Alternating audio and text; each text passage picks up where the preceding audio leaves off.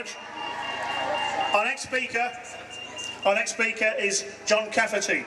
John Cafferty is the Regional Unison NUS Manager for Yorkshire and the Humberside and has a long association with the City of Hull. John. Oh, John!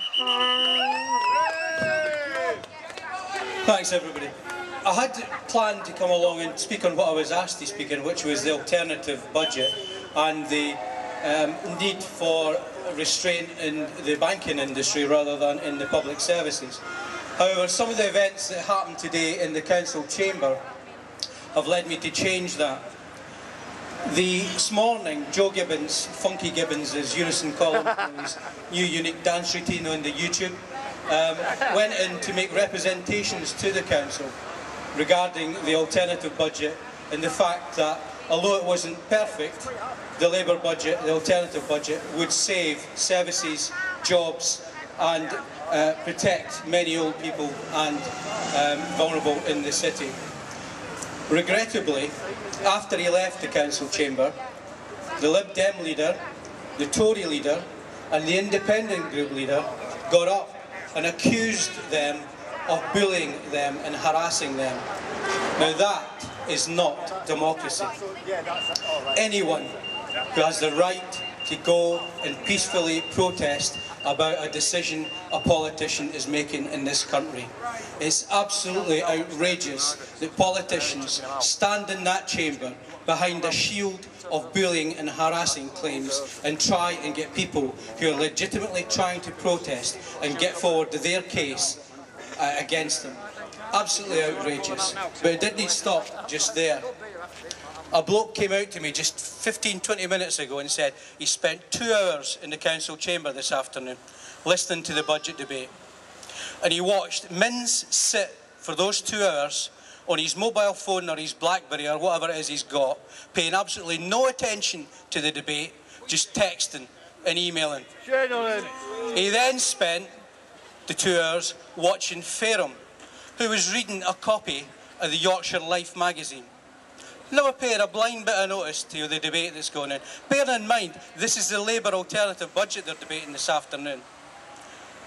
And then, when one of the people in the gallery whose services are being cut and whose relatives are being affected by these cuts shouted a protest, Fairham gets up and says he feels bullied and harassed and he wants that person removed from the gallery. That is not democracy. That is not how people in this country expect their politicians, their elected representatives, to treat them.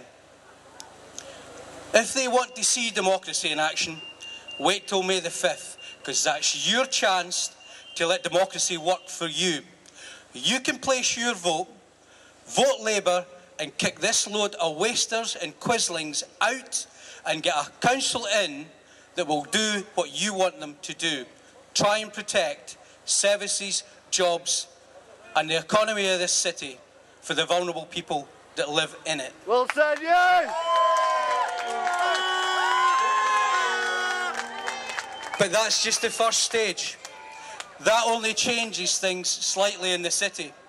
We then need to mobilise and motivate to get the government changed, to stop the Lib Dems propping up a Tory government that are destroying the fabric of this country and making life worse for every working person in it. A government, let's be honest, we knew what the Tories were going to do. Everybody knew what they were like. So when they stood up and said, we're going to protect the NHS, everybody knew not to believe what they were saying. But how many people honestly believed that the Lib Dems would carry out the promises they made to protect people against a VAT increase, to protect students from tuition fee increases, to defend public services, to defend the NHS? What did they do? From the point the ballot box closed to the point their ministerial car doors opened, every one of the promises they made were reneged on and broken. The ink in the ballot papers wasn't even dry before they reneged and ripped up the student tuition fees policy. Absolutely outrageous. Your turn will come. Make sure you use your vote and make sure you use it wisely. Thank you very much.